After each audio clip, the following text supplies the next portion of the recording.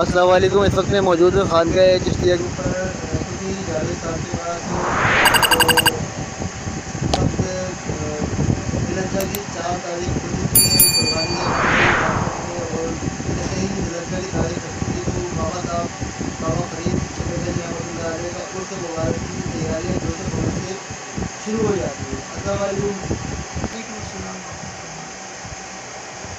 صوفی صاحب بتائیں کیا تیاریاں ہیں بابا صاحب کے عرس مبارک کی؟ الحمد للہ اللہ کے جوش و خروش سے بابا صاحب محرم کا چاند پہ انشاءاللہ ہماری روانگی ہے. تیاریوں تو الحمد للہ ہم لوگ کچھ عرصے پہلے سے شروع کر دیتے ہیں. نہ صرف کراچی میں بلکہ پاکستان شریف میں پاکستان شریف کے ڈیرے کی صفائی ستھرائی نماز تمام چیزیں کوشش کرتے ہیں کہ ہم بقرعید کے دوران یا اس کے آس پاس سے الحمد للہ کمپلیٹ ہے.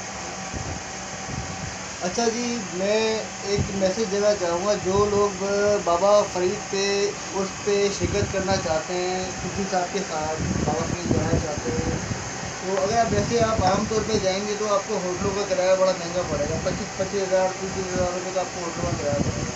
اگر آپ قافلے کی صورت پہ جاتے ہیں تو ہوٹل سے بچ جائیں گے, لیکن آپ بابا صاحب کے اوپر جاتے مطلب بابا صاحب پہ جاتے ہیں بابا صاحب کے ساتھ, تو اس میں لنگر میں آپ حصہ ڈالتے ہیں, چیزوں میں آپ وہاں پہ ساتھ میں شرکت کرتے ہیں, تو یہ آپ کو ایک فیض کا ذریعہ مل جائے گا. سر آپ کیا کہنا چاہیں گے صوفی صاحب؟ الحمد للہ وہاں پہ ہمارے پیر مرشد دادا پیر مرشد حضرت سید سید قطب حسین چشتی صاحب کے لیے دانش رحمۃ اللہ علیہ کا بڑا عظیم و شان مزار نظارہ ہے اور لنگر کھانا الحمد للہ موجود ہے, جس میں زائرین جو ہے ماشاء اللہ ہزاروں کی تعداد میں روزانہ کی کوشش کے لنگر تقسیم ہوتا ہے.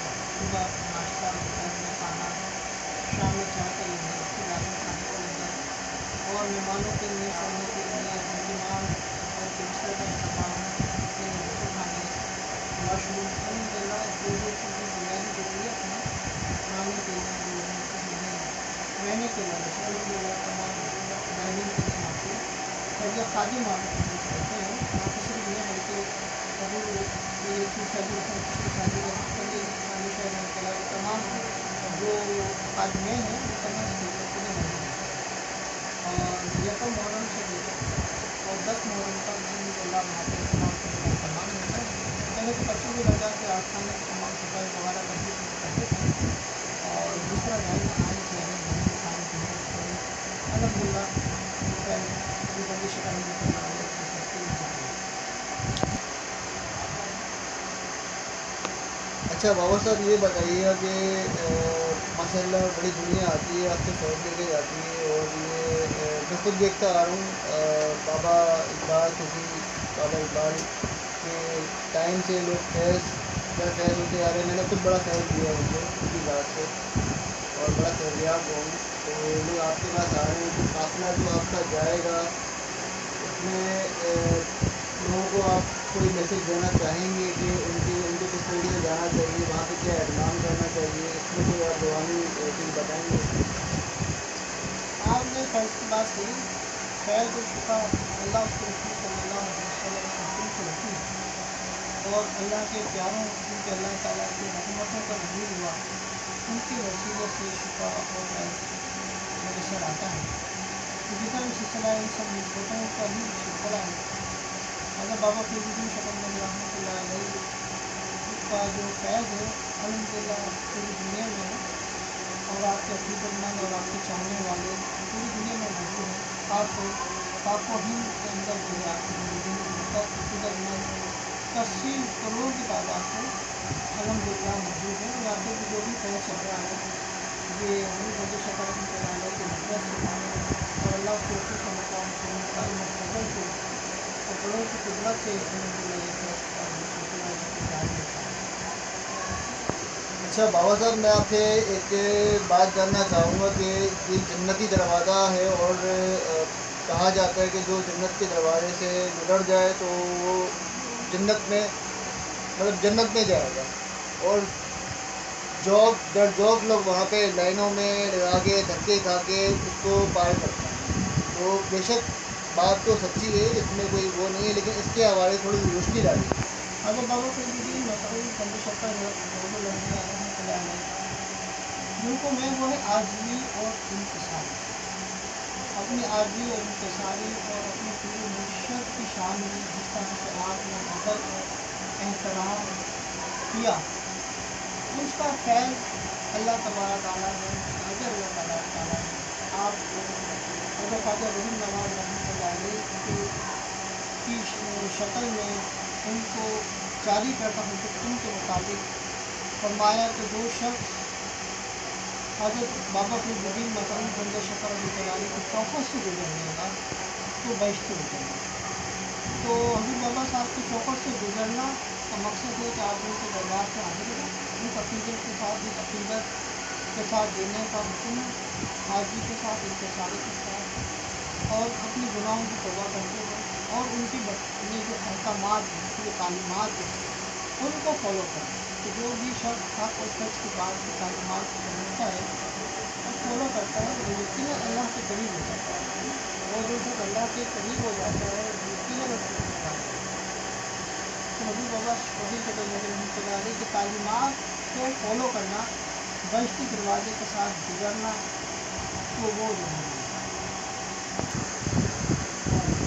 اچھا صوفی صاحب، ایک چیز ہو رہی جو ہم آپ سے مطلب ہم بھی جاننا چاہیں گے، بابا صاحب کا ایک لقب ہے زہر الانبیاء، جو کہا جاتا ہے، پڑھا جاتا ہے، سنا جاتا ہے، قواعد بھی پڑھتے ہیں اور تاریخ میں بھی لکھا ہوا ہے، کتابوں میں بھی لکھا ہوا ہے، اس حوالے سے روشن ڈالے تاکہ عوام کو پتہ چلے کہ زہر الانبیاء کا مطلب کیا ہے۔ حضرت بابا فریدالدین مسعود بند شکر رمز الانبیاء شہنشاہ ولایت ہے۔ غوث کو عربی میں کہتے ہیں عبادت، غوث کرنا عبادت کرنا، انبیاء کہتے ہیں نبیوں کو، یعنی آپ نے اپنی ظاہری جو عبادت کری وہ انبیاء کرام کی طرح عبادت کری، اس لیے ان کو غوث الانبیاء کہتے ہیں۔ اور آپ کو جو لقب حاصل ہوا وہ شہنشاہ ولایت کا لقب حاصل ہوا۔ جیسا کہ خواجہ غریب نواز رحمۃ اللہ علیہ 22 خواجہ کی چوکھٹ ہے، اسی طرح حضرت بابا فریدالدین مسعود بند شکر رحمۃ اللہ شہنشاہ ولایت ہے۔ دنیا میں کوئی بھی شخص جب تک حضور بابا فریدالدین مسعود رحمۃ اللہ علیہ کی تعلیمات کو فالو نہیں کرے گا، ان کے احکامات کو فالو نہیں کرے گا، تو وہ ولایت کے درجے کے قائل نہیں ہو سکتا۔ تو حضور بابا فریدالدین شکربند رحمۃ اللہ علیہ کے دربار کا فیض جو ہے انسان کو ولایت کے درجے میں پہنچاتا ہے، ان کی تعلیمات کا چلنا تو ولایت کے درجے میں قائل ہونا ہے، اور جب تک حضور بابا فریدالدین کی تعلیمات کو فالو نہیں کرے گا اس وقت تک تو ولایت نہیں ہے۔ اچھا صوفی صاحب، یہ تو ہو گئی ہماری پوسٹ کے حوالے سے باتیں۔ اب اس وقت چل رہا ہے قربانی کا ٹائم، عید الاضحیٰ کا چاند نظر آ چکا ہے، آج ماشاء اللہ 4 تاریخ ہے۔ قربانی کے حوالے سے آپ عوام کو کیا میسیج دینا چاہیں گے؟ کیونکہ وہ 70 لاکھ کا 1 کروڑ روپے کا 2 کروڑ روپے کا جانور لے کے آتے ہیں، کیا ایسی قربانیاں جائز ہے یا نہیں؟ قربانی کا قبول کرنا اللہ تبارک تعالیٰ کی رضا ہے کہ کسی کی ہلکی کی قربانی قبول کرے اور کسی کی بڑی قربانی قبول نہ کرے۔ اللہ تبارک تعالیٰ کو نہ خون پوچھتا ہے نہ پوچھتا ہے، وہ صرف آپ کا تقویٰ اور آپ کی پرہیزگاری بھی رب تک پہنچتی ہے۔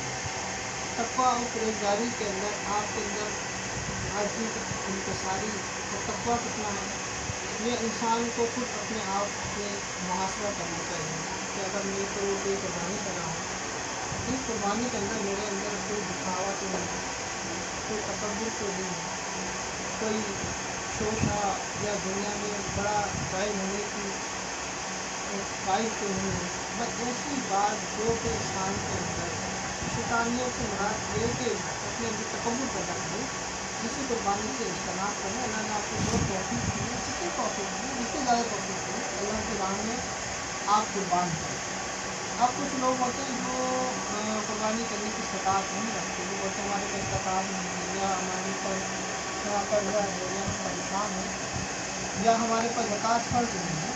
آپ نبی کریم صلی اللہ علیہ وسلم کی ظاہری زندگی ہے، تو آپ کی زندگی کے اندر آپ کی پوری حیاتی میں آپ کو زکوٰۃ فرض ہی نہیں ہے، آپ کے پاس مال و اسباب اتنا ہوا ہی نہیں کہ آپ کے پاس زکوٰۃ لازم ہو سکے، मगर उसके बावजूद भी आपने कुर्बानियाँ दी, मुख्तलिफ मकामात पे आपने अलग की बारगाह में कुर्बानी दी। तो इसका मकसद ये नहीं है कि आप जो है बोलेंगे मेरे रिश्तेदार नहीं है, कुर्बानी नहीं कर सकता, तो ये कोई बहाना नहीं है। अगर अल्लाह ने आपको किसी तरह से तार दी तो कितनी दी है, तो डिफरेंस है कि आप जानवर नहीं कर सकते, तो आप हिस्सा डाल सकते, और अगर हिस्सा भी नहीं डाल सकते तो अल्लाह से दुआ करें, कोशिश करें कि अगर अल्लाह मुझे काबिल कर दे कि मैं आपकी बारगाह में कुर्बानी पेश करूँ। और नबी करीम सल्लल्लाहु अलैहि वसल्लम के ऊपर ने अपनी ज़ाहिरी ज़िंदगी के अंदर कई ऊँट कुर्बान किए।